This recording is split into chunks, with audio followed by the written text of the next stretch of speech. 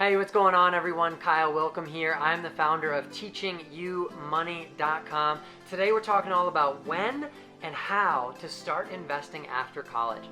When do you start investing after college and how do you get started? These are really good questions. And along with questions like, should I get a financial advisor? What funds are best to grow my money? And how quickly should I pay off my student debt?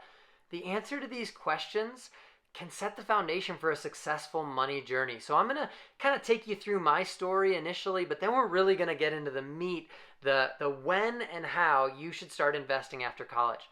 I was fortunate enough to not have any student debt when I graduated college. And this was partly because I had financial help from my parents. And yes, I recognize how privileged this makes me. But it was also partly because I trained with the Army for a year on a full college scholarship. And after getting out of the Army, I applied for several other scholarships and was awarded quite a few that helped a lot. My question after college immediately became, when should I start investing in my financial future? And how do I best do it? So I started to set up financial meetings with advisors, and one of my college acquaintances had also just graduated. He started a career at Northwestern Mutual. He knew I didn't have any student loans and was starting my own career, so I think he thought I'd be a good client, so he invited me to sit down with him and his boss to assess my financial future. But to be really honest, I never really felt comfortable during this time. Not because they were sleazy guys or I didn't trust them, but because I really had no idea what I was doing. I didn't know anything about investing my money. They could literally tell me anything and I would believe it. I was too naive to feel comfortable doing anything with my money, so instead, I decided not to work with them, and I started saving as much money as I could just in my bank accounts. Not in investment accounts, not in a 401k or Roth IRA, just in my checking and savings at US Bank. About 2 years later, I had another Northwestern Mutual representative approach me about being my financial advisor. This was an older guy, and I immediately trusted him because he took the concept of growing my money very seriously. I think it was just in his personality, but he didn't really joke around. He didn't laugh anything off. If I had a question, he gave me a straight answer, and I really liked that. So I signed on, and I started using his services as my financial advisor. What I quickly learned is what you don't know can hurt you. At this point in my life, I was still in my early 20s. I didn't know the difference between a broker and a fiduciary. We're going to talk about it in just a moment. It's very simple. I'll explain it. I didn't know anything about index funds. I didn't know my stance on investing through life insurance. And I had no idea about the fees that I was being charged to invest my money with a financial advisor into actively managed funds. So I started picking up several books on money, and that's where this journey really began. I started to define my own investing needs. Books by Tony Robbins like Unshakable and Money, Master the Game taught me about advisory fees and how much they can cut into your retirement savings. I went away from life insurance as a savings tool as well as the fees that came along with actively managed funds. And because of all these shifts in my money mindset, I switched my financial advisor as well. I started working with a group called Creative Planning. They're a fiduciary financial advising firm that aligns more closely just with my financial investing beliefs. I wish someone would have told me some of these things earlier. That's why I'm here. That's what I hope to tell you. My investment accounts could have had thousands of more dollars in them if I hadn't waited several years to get started. I also lost even more money because I hadn't clearly defined my goals before choosing my financial advisor. Here are some tips I'd recommend for you as soon as you graduate from college. Let's really dive in now. 1. Assess your current situation. If you have piles and piles of student loans staring you in the face, these need to be your first priority. You need to put every extra penny you make towards paying these off as quickly as possible. The interest rate on these will crush you over time. If, on the other hand, you've managed to graduate debt-free, you'll have the ability to get ahead of the game if you know exactly what your goals are.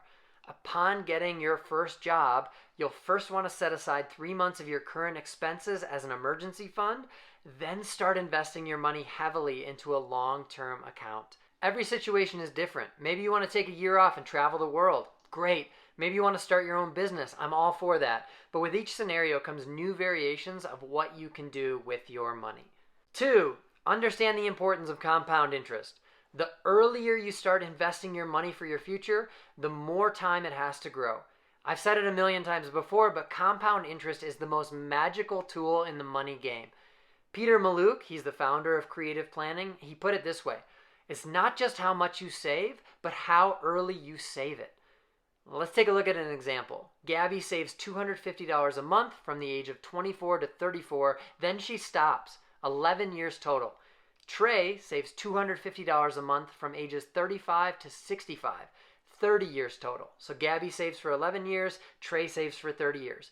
At age 65, Gabby ends up with $1.1 million, specifically $1,173,789, and Trey ends up with $600,413. Guys, this is crazy. She invested for way less time, but she still has way more money because she started investing early. Start saving today. This example estimates a 10% rate of return each year, compounding on itself over time. It shows just how important it is to start saving money as early as possible. If you want to travel the world for a year after college, that's amazing. Find an amazing spot. I've heard Thailand is nice. I would never persuade you to deny yourself such an amazing learning experience. However, if that 1 year of travel turns into 10 years of soul searching and joblessness, you'll be placing yourself in a financial hole that will be pretty difficult to fill in. Time is your friend when it comes to investing. The money moves you make early on make a huge difference in your financial future. 3, eliminate your debt. I've already touched on this briefly when assessing your current situation, so I won't go too deep here, but debt will crush you if you allow it to continue to grow. I believe in using the debt snowball system. Find your loan with the largest interest rate, overpay on that loan as much as possible until it is eliminated, then use that money you were paying towards the loan as well as your overpayment to start paying off the loan with the next largest interest rate. Do this until all of your loans are eliminated, gone. You'll obviously have to continue paying the minimum payments on your other loans while using the debt snowball payment method, but this is the very best way that I've seen to eliminate your debt quickly. 4, start an emergency fund. If you're debt-free, you'll want to be able to cover at least 3 months of your expenses in case anything unexpected happens. Life happens. You may get injured and can't get to work, or you might get let go from your job. In these situations, it will be good to know that you have some money put away to support yourself in a difficult time. 5, start investing. Now it's time to get started. Even if your goals aren't fully defined or you aren't sure where your life is headed, if you have eliminated your debt and you started an emergency fund, you'll want to start taking advantage of compound interest as early as possible. This can be in a 401k, a Roth IRA, which I wrote a blog about a Roth IRA a little while back. I included the link below within the blog, or other long-term investments. Let's get into how to choose a financial advisor, and specifically fiduciaries versus brokers. If you'd like to use a financial advisor, I'd strongly recommend finding a registered investment advisor, also shortened, that's RIA, who has a fiduciary agreement to do what is in your best interests. If you choose someone who is not an RIA, they would be considered a broker, which really quickly, I don't understand how the word broke got into a financial advisor's vocabulary. A broker is someone who can make trades on your behalf but doesn't have a legal obligation to do what is in your best interests. This means they can sell you funds that may not be the best for you, which is not good. The reason they do this is to earn a higher commission, and I don't like this scenario at all. I'd rather be working with someone who is legally obligated to do what they think is best for me and my financial future. This is what a fiduciary agreement is, and most registered investment advisors adhere to this legally binding agreement. You can simply ask an advisor, are you a registered investment advisor, as well as are you a fiduciary?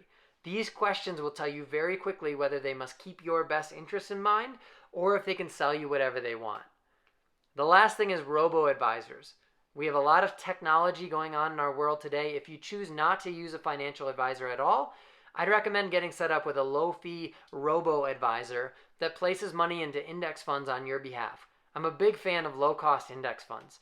You have less decisions to make and get the benefit of following the market over time. If you don't really know what you're doing from a financial standpoint, do not try to buy individual stocks or day trade. Buying the index protects your investments and historically has performed well against actively managed funds, especially when you include the fees associated with them. A robo-advisor you might look into is Bloom. I've included a link below in the blog.